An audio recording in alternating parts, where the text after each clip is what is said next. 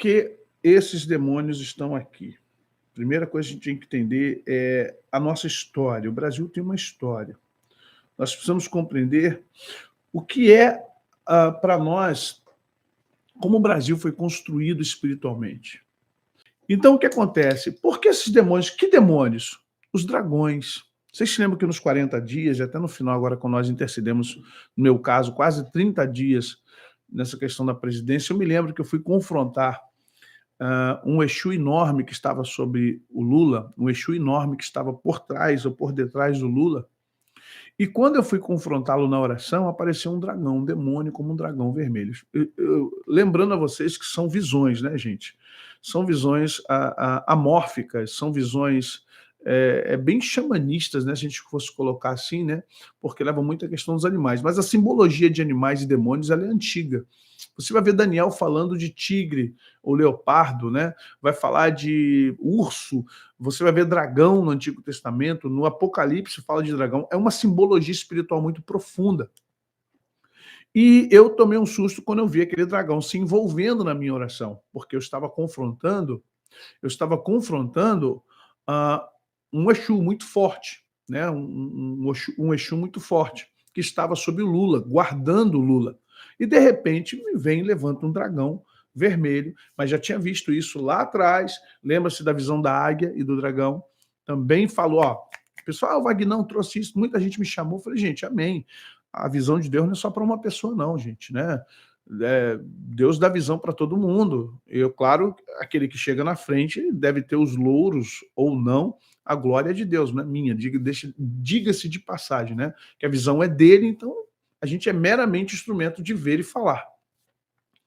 Nada mais do que isso. Não mereço nenhuma honra, nenhuma glória por causa disso, né? Então foi avisado, a gente falou sobre isso. Por que esses demônios no Brasil? Ué, demônios não tem demônios no Brasil? Tem. Mas quais são os demônios no Brasil? Eu quero que vocês entendam no assunto demonologia. Existe essa matéria, assim como tem angelologia. Não é angiologia, não. Angiologia é coisa de angina, tá? Tem a ver com coração, músculo cardíaco. O que acontece? Por que os dragões estão no Brasil? Porque, primeiro, nós temos demônios que são nativos. Ué, sim, o mundo inteiro jaz no maligno. Na queda de Satanás, ou na sua manifestação na Terra, ele se espalhou por todos os continentes, porque são bilhões e bilhões e bilhões de demônios sobre a face da Terra. Demônios estão aqui por causa de uma série de coisas e eventualidades, e é claro que eles estão nas regiões celestes, eles estão nos ares, eles estão na terra, eles estão no inferno. São 4 esferas, a gente fala 3, mas são 4 esferas onde os demônios podem estar habitando. Primeiro, os demônios de alta classificação são os principados. Estão no tribunal de Deus com Satanás, até que Deus feche o tribunal, você vai ver esse Apocalipse. Caiu o antigo dragão, a antiga serpente, o dragão, vai ser expulso. Não se achou mais lugar. Miguel e os seus anjos pelejaram contra o dragão e seus anjos, e não puderam. Então eles vão descer, vão vir para a terra, vai vir furioso, porque Satanás não habita na terra. Satanás habita nas regiões celestes. Você vai ver isso em Jó, no conto de Jó, na história de Jó, no livro de Jó, no poético de Jó.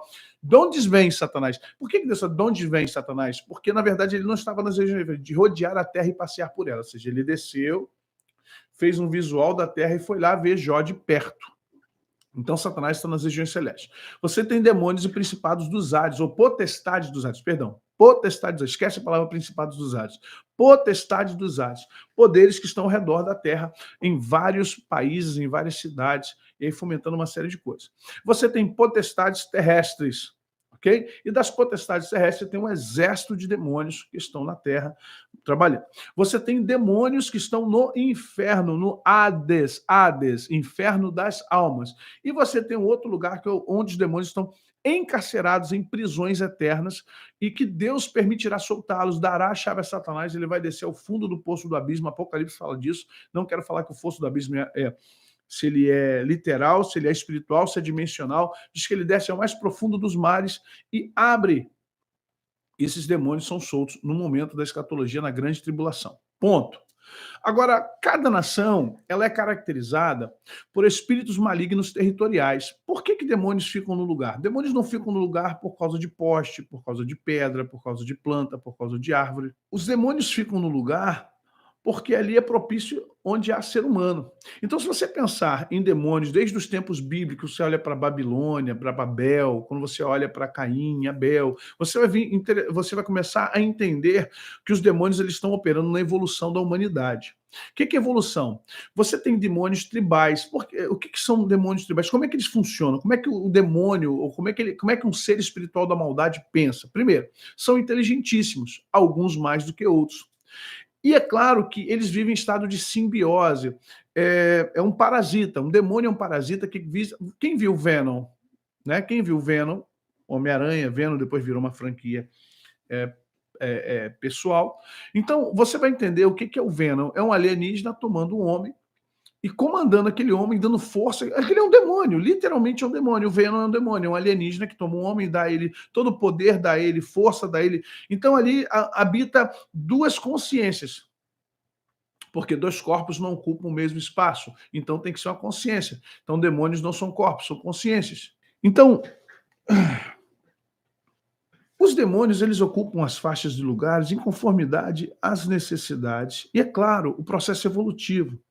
Por que eu gosto de estudar antropologia e história? Porque essas matérias, elas me definem muito bem algumas questões no que tange a demônios. Em que situação, pastor? Por exemplo, quais são os povos conquistados, quais são os povos conquistadores? Na história, quando é que você vê povos conquistadores e quando você vê povos conquistados? A palavra-chave está onde? Já ensinei para vocês, mas vamos lá. Qual é a palavra-chave para conquistas e conquistadores? Conquistadores e conquistados. A palavra-chave é o quê? A palavra-chave é tecnologia. O que é tecnologia? A gente hoje pensa que tecnologia é eletrônico. Não. O ferro. Moldar o ferro, tecnologia. Navegação, tecnologia. Fazer mapa das estrelas na argila, como os sumérios, tecnologia. Afiar e dominar, como os filisteus faziam com os metais, tecnologia. A roda, tecnologia. Carroça, tecnologia.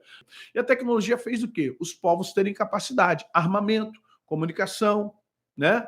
A transposição de água, a proteção ao sol, à chuva. Então, tudo isso, todo o povo tecnológico vai se expandir, porque a tecnologia traz o quê? Crescimento. O crescimento traz o quê? Ambição. Em que sentido da ambição? Do crescimento, da conquista.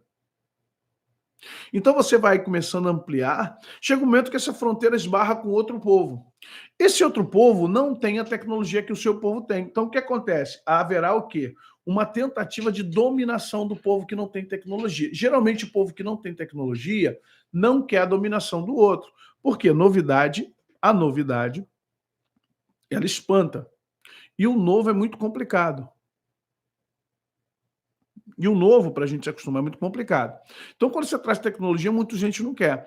Mas como aquele povo está expandindo, necessariamente ele vai ter que tomar, e ele vai ter que tomar aquele território, ele entra em guerra.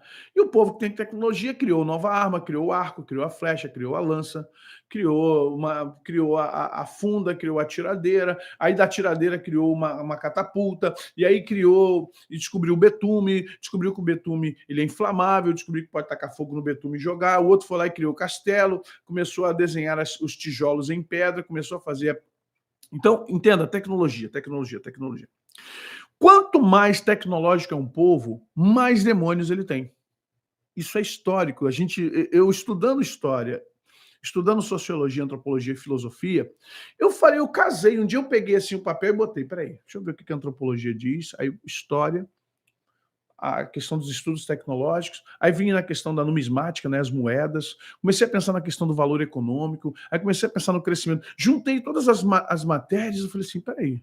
Aí eu comecei a olhar aquilo tudo, aí eu peguei e fui para a Bíblia, e comecei a entender a concentração de demônios.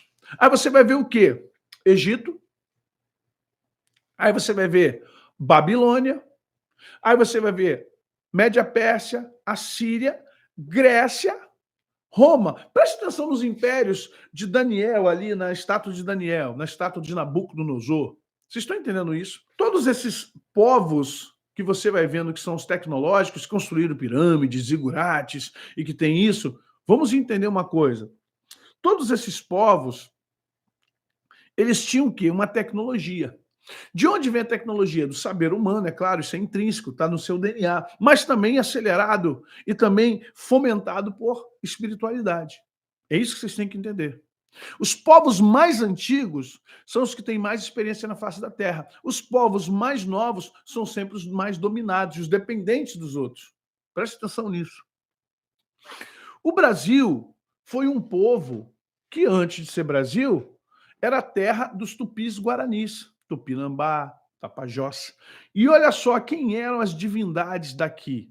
Você vai ver Tupã, Jaci, Guaraci, Selci, Ayangá e Sumé. Tem mais. Mas esses 6 são os principais que estavam aqui. Quem são essas manifestações? Todos os povos tribais têm as suas manifestações. Os demônios, gente, eles precisam ser compreendidos. Só que para os demônios serem compreendidos, o nível intelectual das pessoas tem que ser o maior possível. Eu estou tomando todo um cuidado aqui para depois não ser, né, strikeado aqui ou sofrer um strike por alguém que achar que eu vim aqui falar mal da religião dos outros. Eu não vim falar mal da religião dos outros, tá bom? Eu vim aqui para falar. Gente, preste atenção no tema, gente.